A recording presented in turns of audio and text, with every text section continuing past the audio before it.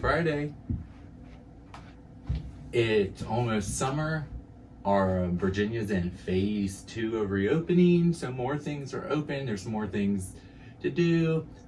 We've started our curbside service back up. So because of all those things put together, we're only going to be doing Fridays with friends every other week for a while. But I know y'all are probably getting out and having more fun, and that's okay with you. This week, our wonderful Miss Vicky has picked out the stories. She does all of the holds here at Augusta County Library, and right now she is the glue holding everything together because we have a lot of holds.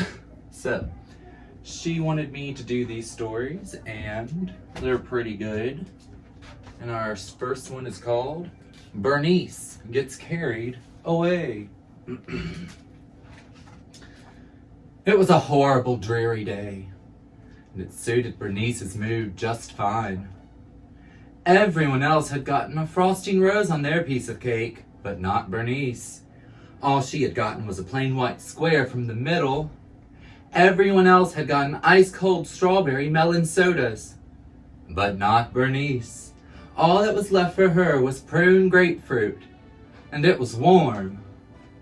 And of course, one of the big kids had gone and smashed the piñata to smithereens before Bernice had even taken a swing. Everyone else had gotten yummy candy and prizes, but not Bernice. She found one lousy gumdrop, and someone had stepped on it. Yes, Bernice was in a bad mood. So when she saw that they were about to hand out the balloons, she didn't take any chances. "Mine!" she said, and grabbed the whole bunch. But it was one balloon too many, and up and away floated Bernice. She floated past the surly gray squirrel, alongside a very blue bluebird, and to the bottom of a brooding black rain cloud where she got stuck. Bernice guessed she wasn't the only one having a bad day. She peered down past her paws at the big world below and noticed how small everything looked. Suddenly, her problems didn't seem too big after all. Bernice glanced up at her enormous bunch of balloons and felt pretty small herself. So she gave the cloud a balloon to remind him of sunnier days. He got fluffy and stopped weeping rain.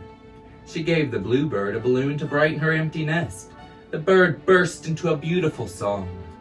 She gave the squirrel a balloon to soften him up. He hugged it and smiled and chattered as Bernice gracefully floated to the ground. And then everyone else began sharing too. Yes, it was a sparkly, sunshiny day, and it suited Bernice's mood just fine. The end.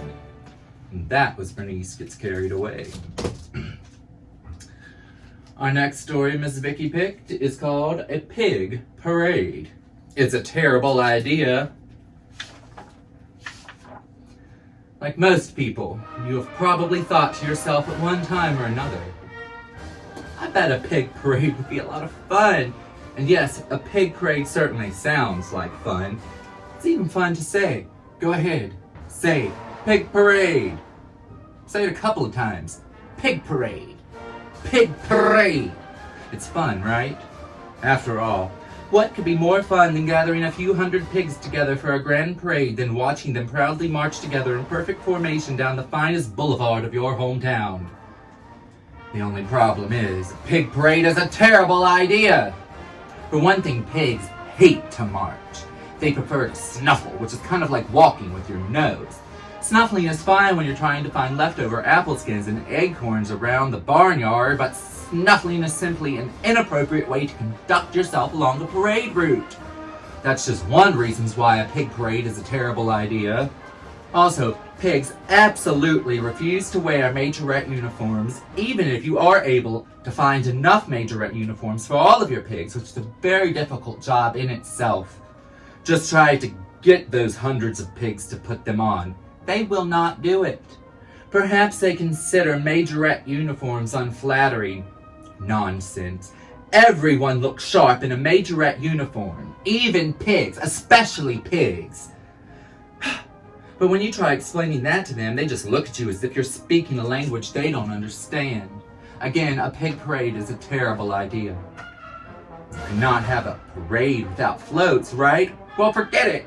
Pigs don't care about floats. Pigs don't care about all the time and energy you spent creating 3 Little Pigs float or a Wilbur the Pig float from Charlotte's Web. In fact, the only floats pigs care about are root beer floats. They love them. Then there's the matter of music. Pigs have horrible taste in music. If you give a group of pigs marching band instruments to play, do you think they will play good-spirited marching band music? No, they will not. They will play sad, sad country music ballads with titles like "My tears are wet 'cause my mud's gone dry," and "I just want to plop into this bucket of slop." That kind of music is fine for a slow dancing at hoedowns, but it is not appropriate for a parade. Face it, a pig parade is a terrible idea. Finally, there are the giant balloons to consider. Everyone knows that giant balloons are the best part of any parade. What do you think is going to hold those balloons and keep them from flying away? The pigs, right? Wrong. Even if pigs wanted to hold the balloons, instead of finding filthy little puddles on the streets to lie in, they couldn't do it. Because while pig hooves are good for digging up wild mushrooms, when it comes to holding a giant balloon parade, they just simply aren't up to the job. And what happens when balloons go unattended? They bump into buildings or simply drift off into outer space, which would be fine for Martians, but awful for those of us who are trying to enjoy a pig parade here on Earth. So when you consider the constant snuffling, the refusal to wear majorette uniforms, the disinterest in pig-themed literary floats, pigs' preference for weepy country ballads, and their utter lack of discipline regarding proper balloon handling, it should be absolutely, completely, and totally clear that a pig parade is a terrible idea. A panda bear parade, however, would be fantastic. The end of a pig parade is a terrible idea. Our last story is called Agent Lyon.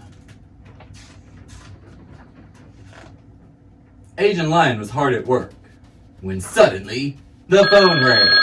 It was Miss Chief from the headquarters, and since Miss Chief was the chief, it had to be a very important call. "Agent Lyon," she said, "Miss Flamingo's cat Fluffy is missing, and it's up to you to find him." Agent Lyon knew that he was the very best detective for the job. He buckled his helmet, hopped on his bicycle, and was on his way. He took the absolutely most direct route. 2 hours later, Agent Lyon was knocking on Miss Flamingo's door. "Hello, Miss Flamingo. I'm Agent Lyon from the Super Detective Agency, and I'm here to find your cat. First, I will need a description of Fluffy. Does Fluffy have a trunk?" "No! Fluffy does not have a trunk," said Miss Flamingo. "I see," said Agent Lyon. "Does he have antlers?" "No! Fluffy is a cat," she replied. "Wings?" asked Agent Lyon. Miss Flamingo was getting frustrated. "This is Fluffy. Fluffy looks like a cat because he's a cat."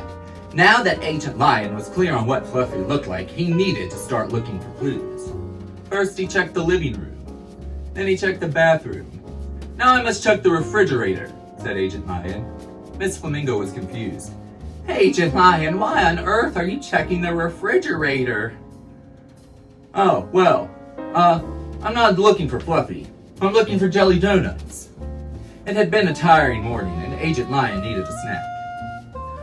Once Agent Lyon concluded that Fluffy was not in the apartment, he thought to look on the roof, since everyone knows that cats like to fly kites. "No one move," said Agent Lyon, coming to a halt. "I think we found him." "Agent Lyon," said Miss Flamingo, "that's a pigeon."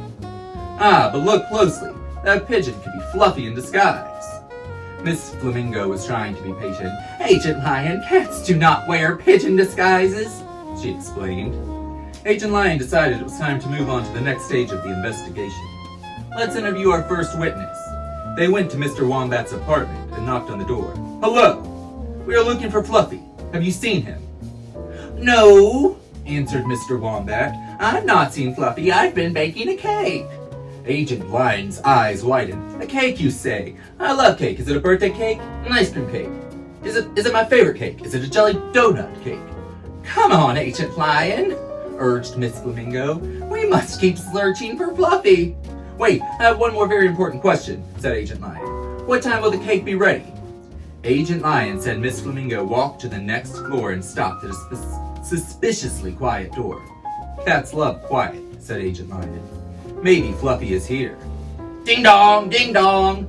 Shh, said Mrs. Hippo. My babies are asleep. Sorry to interrupt you, said Agent Lyon. I am looking for Fluffy. May I look around? Okay, but you have to be very quiet. Don't worry. I am the best at being quiet. Oh, look at Tuba. Cats can't resist a good polka.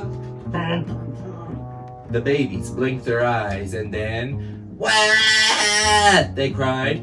Oh no, he woke the babies. Agent Lion, I think it's time for us to go, said Miss Flamingo.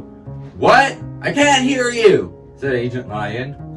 I said we should leave, Miss Flamingo yelled. Yes, Agent Lion yelled back. It's much too noisy in here for a cat. Agent Lion thought it was time to get to the bottom of things. They took the elevator down to the lobby. It was busy with everyone coming and going, but they did not see Fluffy.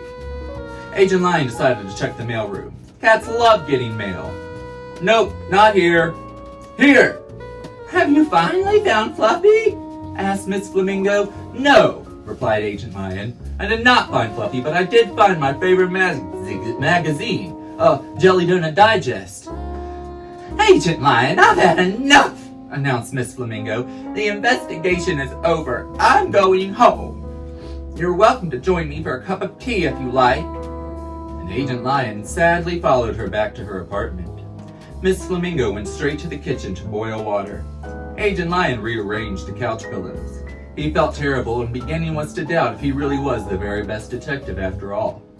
But then, the pillow said, "Purr." Wait a minute, said Agent Lion. You're not a pillow, you're Fluffy. You did it, Agent Lion, said Miss Flamingo, skipping into the room. You found Fluffy. How can I ever thank you enough? She asked. Agent Lion humbly replied, I was just doing my job. But if you insist. Haha, jelly donuts do go particularly well with tea. And that was the end of Agent Lion. Well, I hope you enjoyed this week's stories. I'll see you the week after next. If you want to put some books on hold, you can come pick them up at the curbside service. Wash your hands, wear your mask, social distance, have some fun, and until next time, happy Friday!